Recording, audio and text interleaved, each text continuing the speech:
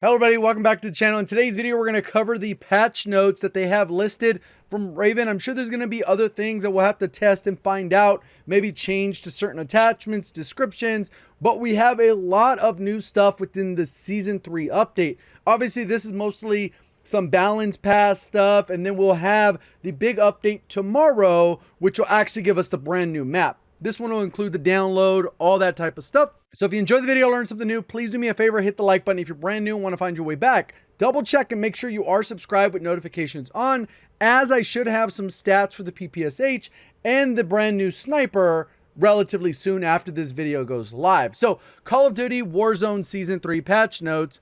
Expect explosive impact of free content. Obviously, you have a free portion of the battle pass and a paid portion, and we'll kind of go through here. So the events, there's going to be the Adler event. We've kind of touched on that. Pretty much you do the challenges, you know, collect so many things here, get a kill here, whatever it is. Those are generally how the things work, and it works for both Cold War as well as Warzone.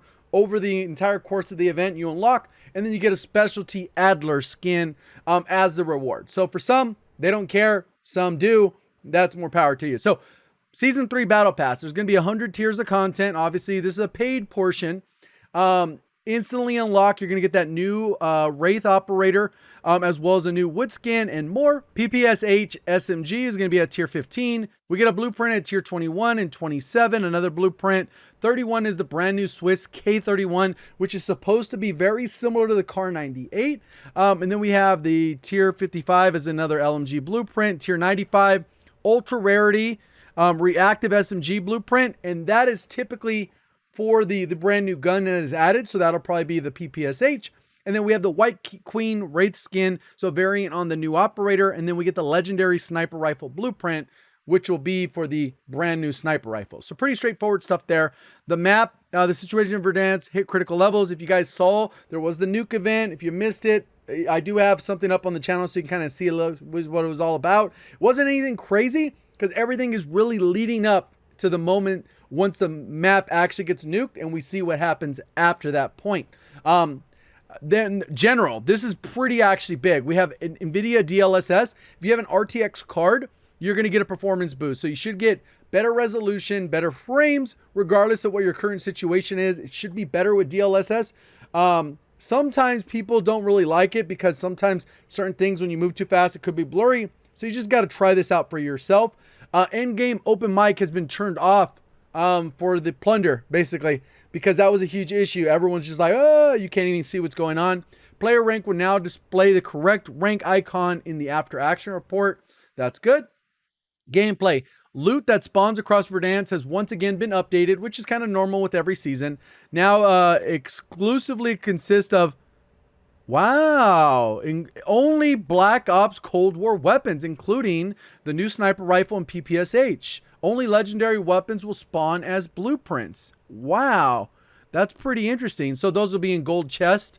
You'll get the legendary weapons. So players no longer take armor bypassing damage when using a riot shield, so that's specific to the riot shield. Sticking a player with the Semtex will now down them. Oh, you were able to survive in some scenarios. That's going to be an interesting change. Accessibility added a mono audio volume setting in the audio. Disabled audio is split between left and right. Enabled. Okay, so bug fixes. Obviously a bunch of bugs related to stuff. So fix for Cold War, where hipfire and ADS IDOS were being increased when they should not have been. All right, good. That got fixed. ZRG optics that disabled the ability to hold breath. We talked about that when that launched, so that's good fix. Fixed a bug where some loot would drop in close proximity on death. All right, fixed a bug where if a player was down while switching a gunner's seat, they would become invisible. So that was the helicopter that they added. And then it add that bug, they removed it, they brought it back. It still had the same bug, but apparently they've addressed that bug. So we may see those back in the game. Fix a bug causing random operator select to only select a specific, which was the coalition operators for Modern Warfare. Fix a bug causing Baker's fourth operator mission, eliminate 15 enemies with the 2 times, not working. Fix a bug causing Serpent operator models to appear headless while using the FFAR. It was also when you would heartbeat, it would just make the head disappear. Weapons. So Cold War weapons have their ammos named updated. So that's good. The FFAR crosshairs have been updated to match other rifles because it had those little kind of like notches at the end of the hipfire spread. So that's good. That got fixed, even though it's kind of irrelevant. New weapons we already know about, tier 15 and tier 31. 2 new weapon unlock challenges. So if you missed out on the LC10 from last season because you didn't play enough, or the FFAR, you'll be able to get these, getting 3 kills without dying in 15 different matches. And then using assault rifles, get 2 headshot kills in 15 different matches. So depending on your skill level, you could probably knock both of those out in one match, and then you're kind of good and keep going. You'll be done in 15 matches. So assault rifle, the AK-47 recoil pattern was adjusted. We knew that this was a kind of a weird one. It would go up for about 15 bullets, and then it would cut down for about 5 bullets diagonal, and then it would cut back up almost like a little Z slash. So it's good that they got fixed. The recoil patterns of the Cold War AK had made its downsides far more apparent than its upsides. We have smoothed out its recoil to make it easier to control. If you are accurate or skilled at recoil control, you will now find the AK-47 effective at most ranges. This could be like top tier because the TTK on that thing is disgusting. So that's a huge W change there. The FFAR, they increased the minimum damage from 25 up to 26. Maximum damage decrease, so I got a buff and a nerf. Increased the range by 17%, so that's another buff. Recoil pattern adjusted. Again, this one was like like a unnecessary recoil. See, as a fast-firing AR with relatively strong recoil, we felt there was too much of an identity overlap between the FFAR 83 and the FFAR. We've smoothed out its recoil pattern and pushed its damage profile out to be a little bit more viable at mid-long range AR option. That's good. TTK on this thing is pretty good. Recoil pattern will determine whether or not how usable it is. FFAR, maximum damage decrease, so they nerfed the damage from 30 down to 27. Maximum damage range decreased by 15%. It actually had one of the best ranges, so this is a good change. Neck damage multiplier changed from 1.1 to 1. I didn't know we had neck damage multipliers. I know we have head and chest. When did we get neck damage multipliers? This is new to me. Even with all the testing, I was like, man, sometimes the numbers do end up off by like one number, but it's like, is that for reals? I guess it's a thing. Upper torso damage multiplier changed from 1.1 to 1. All right, that works. ADS speed decreased slightly. So they slowed down the ADS, another movement penalty type thing. With the high, that's good. They're including the description of why they made these changes too. So these are actually pretty solid. So with a high damage, rate of fire, and competitive mag size, the FFAR has enjoyed a lengthy reign of terror on the short to mid-range engagement space. Within a weapon is so ruthless and effective that it pushes the entirety of the weapon category out of viability, which we talked about the day it got introduced. It needs to be addressed. The FFAR will remain a respectable option following this change, so it'll probably still be top tier, but it should not be a playstyle preference rather than a loadout necessity. So if you want to play a certain way, you'd use that probably for sniper support, and we'll see kind of how these changes impact that, since there's going to be a lot of interesting changes to the meta. Groza, they increased the recoil. It didn't have a ton of recoil, so that's weird. So now it's going to be way less viable at range. It'll be more fitting into the FFAR category. They slowed it down a little bit because it was a little too mobile. Upper torso damage changed from 1.3 to a 1.1 multiplier, so that's like a 20% decrease. The change is more of a precaution. They expected everyone to go from the FFAR to the Groza, so they're doing that so that they don't have to do it later. And maybe it'll just not be usable, but better than being OP. Krig, the head damage multiplier buffed from 1.4 to 1.5. Solid. Neck damage multiplier changed from 1.0 to 1.3. Upper torso from 1 to 1.1. Lower torso from 1 to 1.1. So those are very vague. They should have just used the actual numbers. Obviously, we got to go in and test those things in a private match or whatever and find the damage values.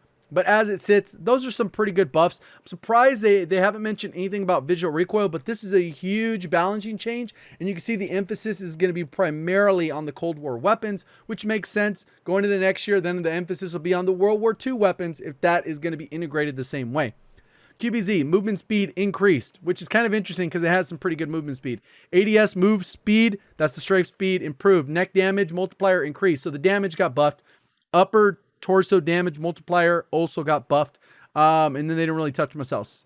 So submachine guns, LC10 got a bullet velocity increase. Oh, decrease. I read that wrong. Decreased by 1. Sorry. So they actually nerfed it. My bad. I was reading all the other stuff. It threw me off, I guess. Sniper rifle. Pellington, ADS speed increase. So it's faster. Sniper's going to be happy. Raise time increase slightly. I think that's when you weapon swap. They increased slightly. So the time increased. So that means they nerfed it. So it's buff and nerf. So now let's see what they did here. These probably got nerfed to the dirt. Tactical rifles. Cold War Charlie. This is the AUG. They don't call it the AUG because then people would get confused. Are you talking about Modern Warfare or Cold War? Cold War AUG. Time between bursts increased by 33%. That's huge. That's like 150 milliseconds. 33% would be an extra 50 milliseconds. That'll be up to like 200 milliseconds. It's going to feel a lot slower. It'll probably feel like the M16 does now. Neck damage multiplier changed from 1.8 to 1.3. I don't know why they keep saying neck. Does that mean neck and head? Because they haven't mentioned head once. So it's kind of a weird verbiage to use when we've never talked about neck damage. It's always been upper chest and head, right?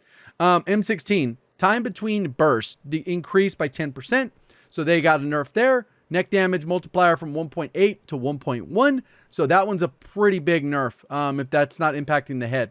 Cold War tactical reach fire rates that allowed a wielder to negate a requisite identity pillar of burst rifles. Accuracy. So you could just spam it. You didn't have to actually worry, but you weren't penalized if you missed. So it's kind of what there.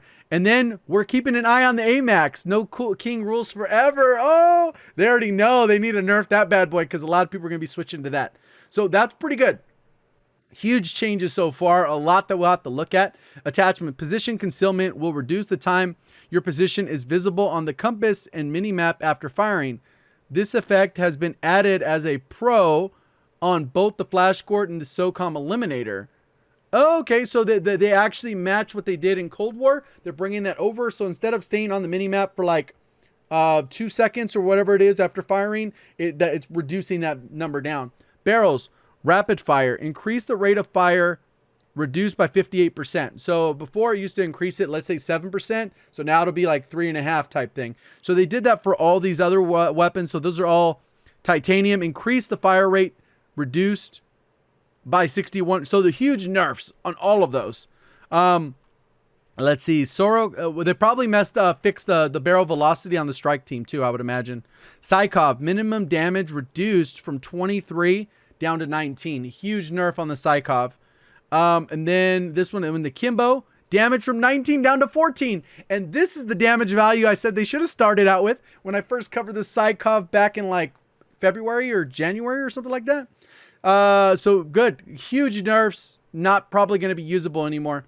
Lasers, Ember sighting, ADS speed penalty reduced by 20%. So this is actually a pro buff than that. Target designated flashlight is now visible during hipfire and ADS, while both. Magazine, ADS speed penalty reduced by 20%. They felt it was too harsh, so they fixed that for those fast mags.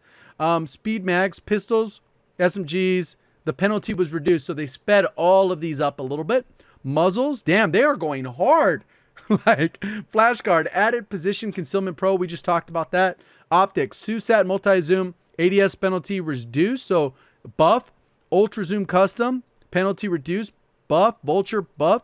Rear grips, increased to ADS speed, reduced by roughly 10%. This will hardly be noticeable because the difference is we're so negligible to begin with, except for like 1 or 2 grips, that even those grips, a 10% difference would be hardly noticeable. Wow, that is a lot. Hopefully a meta is healthy and stable. They really went after it. So operators, rows, we got that is in order to prove the operator's readability and visibility where light sources are available. They've just adjusted it. We'll have to see how that looks in game. Wraith, they added her, part of the battle pass. The Knight in season, and then Antonov in season, both available in the store bundle. Prestige levels, those are all cool. New prestiges, you can level up. Most people don't even reach those. Store update stuff. And then here's the update sizes. If you're on PlayStation, about 23 gigs. 23, Xbox about 26, Xbox, and then PC. So right around 20 to 25 gigs. Nothing crazy. This is actually a huge update. I'm excited to see how good these weapons are. If the meta is actually going to shift, it's definitely going to shift away. Probably no one's going to touch the AUG. No way. The bullet velocity is not good enough. The recoil change busted it. The big old burst delay is going to be insane. They nerfed all the attachment, like bad. So it's going to be a huge shift. I think the number one is going to be AMAX, probably Mac 10 Bullfrog, somewhere in the mix. Psychov got nerfed into the dirt. And maybe some of these, they maybe have fixed other stuff, added other attachments. We'll have to be on the lookout. Let me know. At me on Twitter if you do find something that maybe is kind of slipping under the radar. It's just at JGOD YT. So we'll go ahead and check that out. If you enjoyed the video, learned something new. I know I enjoyed all the stuff that's coming, that are huge changes. This doesn't even talk about the map. Definitely let me know by hitting the like button. If you're brand new, want to find your way back, double check, make sure you subscribe with notifications on. Appreciate all the support on the content. See you on the next one. Thank you for watching. As always, have a great day.